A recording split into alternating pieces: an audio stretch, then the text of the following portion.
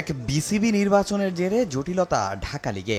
একযোগে ৩৮ ক্লাবের সব ধরনের লিগ বয়কটের ডাকে প্রায় ২,০০০ ক্রিকেটারের জীবিকা হুমকিতে। তবে মাঠের খেলায় এর প্রভাব ঠেকাতে এবার এগিয়ে এলো কোয়াব। নভেম্বর থেকে ইনশাল্লাহ আমি খুব দৃঢ় বিশ্বাস করি যে লিগ করবে। কদিন আগে সিসিডিএম চেয়ারম্যান জানান প্রথম বিভাগ লিগের সমস্যা অনেকটা সমাধানের পথে।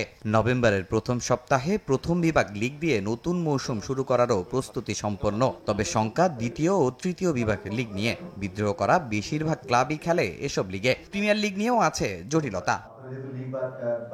এমন পরিস্থিতির সমাধান চায় কোয়াব। বিদ্রোহী ক্লাবগুলোর সঙ্গে বৈঠকে বসবে ক্রিকেটার্স ওয়েলফেয়ার অ্যাসোসিয়েশন। প্লেয়ারদের স্বার্থে আমরা কোয়াব থেকে যোগাযোগ করার চেষ্টা করেছি ক্লাবগুলোর সঙ্গে, যেন সামনে যেই টুর্নামেন্টগুলো আসবে, ঢাকা লিগগুলো আসবে, এই লিগগুলো যেন আমরা খেলতে পারি।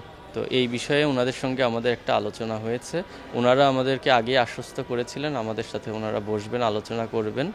তো ফাইনালি ওনারা আমাদের সঙ্গে বসতে এগ্রি করেছেন। মেইনলি ওই প্যানেলটার সঙ্গে বসতে চাই যিনারা খেলতে আগ্রহী নন বা খেলতে চাচ্ছেন না।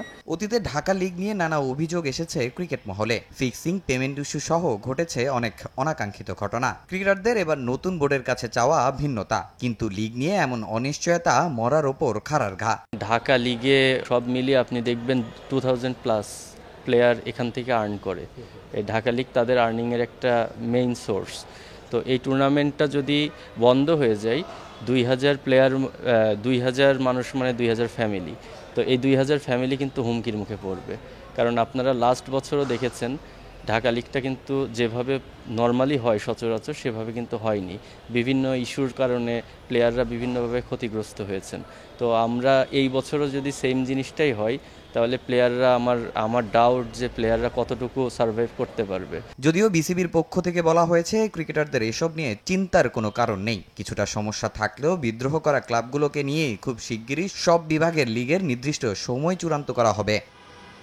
তামিম হোসেন, সময় সংবাদ, ঢাকা।